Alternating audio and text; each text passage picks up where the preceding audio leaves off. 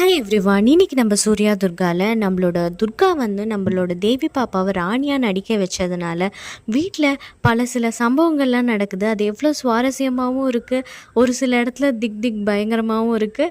அதை பற்றின விஷயங்கள் தான் பார்க்கலாம். இந்த வீடியோ பிடிச்சிருந்தா லைக் பண்ணுங்கள் அண்ட் மறக்காமல் சப்ஸ்கிரைபும் பண்ணுங்கள். வாங்க வீடியோக்குள்ளே போகலாம். அதாவது பார்த்திங்கன்னா நம்மளோட துர்கா வந்து நேற்றுக்கு கோயிலுக்கு வந்து நம்ம ராணியை கூட்டிகிட்டு வந்தாங்கள்ல. கூட்டிகிட்டு வந்தோடனே நம்ம ராணியை பார்த்து கேள்வி கேட்குறாங்க. நீ துர்கா தானா அப்படின்ற மாதிரி கேட்குறாங்க. ஏம்மா அப்படிலாம் கேட்குறீங்க, நான் தான் துர்கா அப்படின்ற மாதிரி நம்ம தேவி ராணி சொல்கிறாங்க.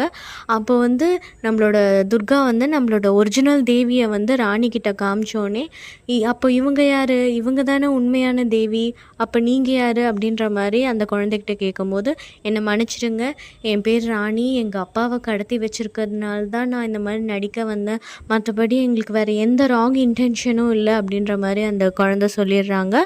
அதுக்கப்புறமா வந்து பார்த்திங்கன்னா அவங்க அப்பாவையும் எப்படியோ ரவுடிகள்கிட்ட இருந்து காப்பாற்றி நம்மளோட துர்கா வந்து கண்டுபிடிச்சி கொடுத்துட்டு, அது மட்டும் இல்லாமல் கையில் கொஞ்சம் காசும் கொடுக்குறாங்க. இனிமேல் வந்து நீங்கள் அந்த பாப்பாவை வந்து இந்த மாதிரி சம்பாதிக்க வைக்காதீங்க, நீங்கள் வந்து அதை நல்ல ஸ்கூலில் சேர்த்துருங்க அப்படின்ற மாதிரி சொல்கிறாங்க.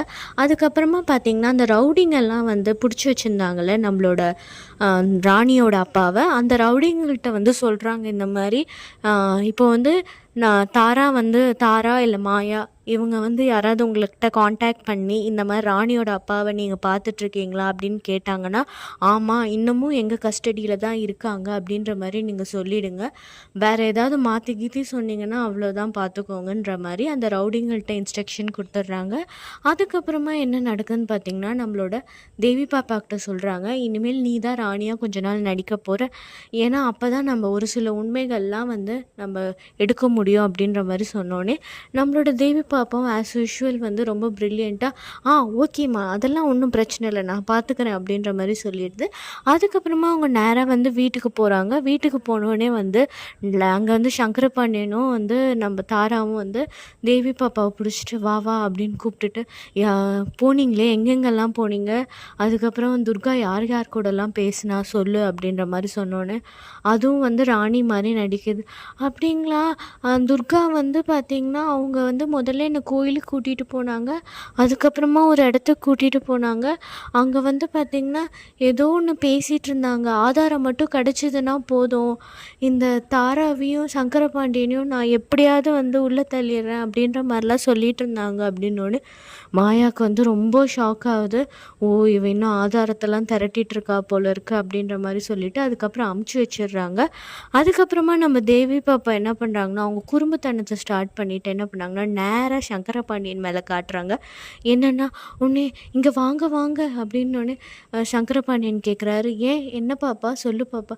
இல்லை அவங்க பேசிகிட்டு இருந்தாங்கன்னு நான் சொன்னேன்ல, அதில் முக்கியமான ஒரு விஷயத்த சொல்ல மறந்துட்டேன்.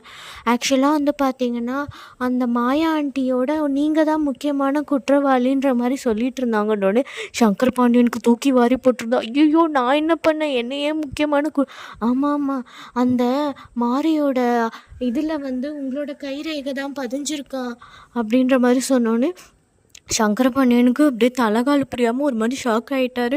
ஐயோ நான் இப்போ என்ன தான் பண்ணுறது, அதுக்கு வேணால் நான் ஒரு ஐடியா சொல்கிறேன் கேளுங்கன்னு சொல்லிட்டு கையெல்லாம் நல்லா வந்து இந்த ஈயத்தை காய்ச்சி கையெல்லாம் சுட்டுக்கோங்க, அப்போ உங்கள் கைரேகையே அழிஞ்சிடும்ன்ற மாதிரி ஒரு விஷயத்த சொல்லிடுது நம்ம தேவி பாப்பா. அதை கேட்டுட்டு நம்ம சங்கரபாண்டியன் வந்து பயந்து ஓடிடுறாரு அந்த பக்கமாக. அதுக்கப்புறமா பார்த்திங்கன்னா நம்மளோட துர்கா வந்து நம்மளோட பீரோலேருந்து நம்மளோட மாரியோட சாரீ எடுத்துகிட்டு வந்து கட்டிட்டு வராங்க மேலேருந்து.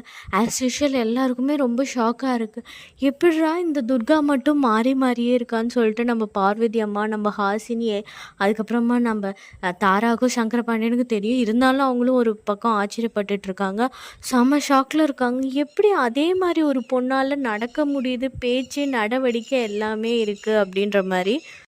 அதுக்கப்புறமா பார்த்திங்கன்னா ஒரு பக்கம் வந்து சூர்யா வந்து ஆஃபீஸ் முடிச்சுட்டு வீட்டுக்கு வராரு.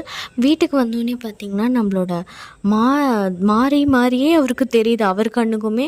அவர் ஒரு பக்கம் அதிர்ச்சியாகி அப்படியே ரொம்ப ஒரு மாதிரி என்ன சொல்கிறது எக்ஸைட்டட் ஆகிடுறாரு. அதுக்கப்புறமா பார்த்தா திடீர்னு அவருக்கு தோணுது இது துர்கா தான் மாறி இல்லைன்னு சொல்லிட்டு திருப்பி வந்து துர்காவை பார்த்து கற்றுன்னு கத்துறாரு. நீ என்னதான் இருந்தாலும் நீ வந்து மாறிலாம் வர முடியாது, மாறி வந்து நேர்மையும் சீக்கிரம், உனக்கு வாயை திறந்தாலே பொய் மட்டும் மட்டும்தான் வரும்.